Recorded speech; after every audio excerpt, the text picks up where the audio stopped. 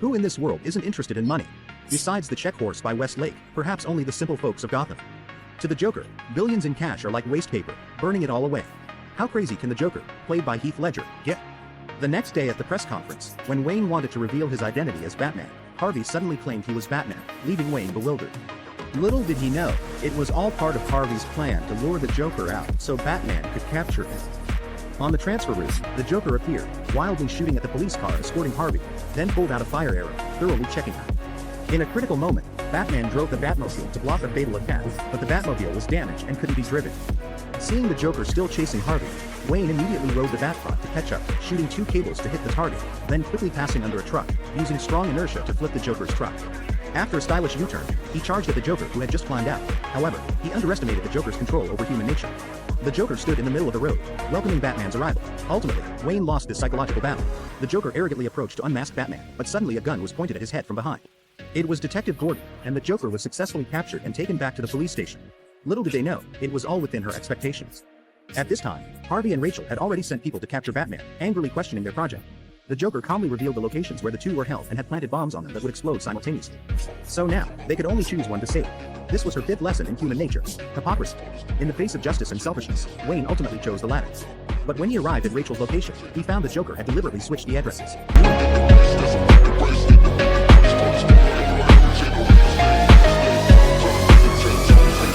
A violent explosion occurred at the police station holding the Joker, and he escaped again.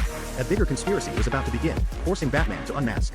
She could use almost insane means to plunge all of Gotham into endless panic.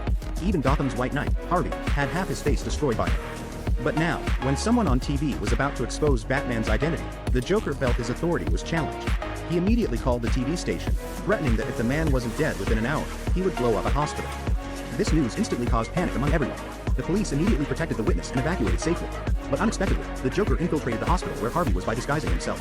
Upon seeing the Joker, Harvey became furious. The Joker brainwashed him, blaming Batman and Gordon for everything he lost, then handed Harvey a gun loaded with bullets, letting him make his own choice. The result was the Joker once again manipulating human nature.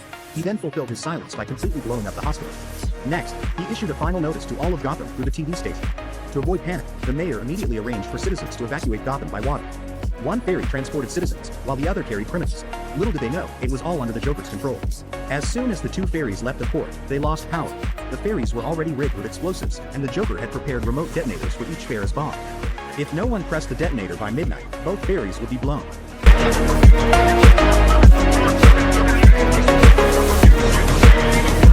Selfishness clearly overshadowed everything in the face of human nature. Soon, the ordinary citizens couldn't sit still, and they all believed their lives were more valuable than those of the criminals. Just as they were about to press the detonator, a security guard suddenly spoke up. Meanwhile, on the other side, a criminal threatened the police to hand over the detonator, claiming he would make the decision they had long wanted to make. After a moment of thought, the police handed the detonator to the criminal, but unexpectedly, he threw it into the sea. Meanwhile, the citizens ultimately chose to give up because they had no right to decide others' life and death. Unaware of this, the Joker was still anticipating the scandal of human nature. But Batman had already located him through tracking. The two quickly engaged in a fierce battle. However, Batman was no match for the Joker and was soon pinned down. The Joker wanted him to witness the scandal of human nature, but as midnight approached, the expected explosion never happened. This was the Joker's first taste of failure. Enraged, he was about to detonate the bombs on the 2 ferries. Seeing the situation, Batman quickly shot several batarangs, taking the opportunity to push the Joker off the building. But in adherence to his no-kill principle, Batman saved the Joker. However, the Joker didn't let him off and had prepared one last trump card, which was also his final lesson in human nature: disguise. At this time, Harvey, successfully brainwashed by the Joker, had captured Gordon's family. He blamed Gordon for his disfigurement and the loss of his girlfriend, wanting Gordon to experience the loss.